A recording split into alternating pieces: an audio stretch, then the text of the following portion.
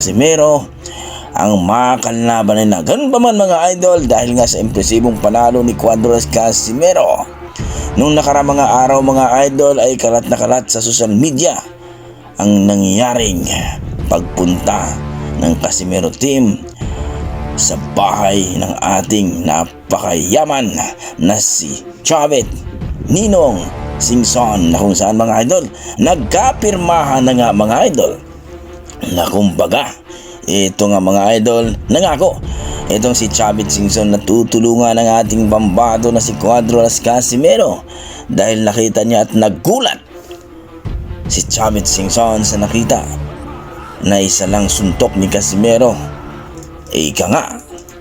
tumba agad itong tinagurian ng Mexicanong The Best, Saul Sanchez. Kaya ganun mga idol, ay muling mayagpagtalo na itong si Casimero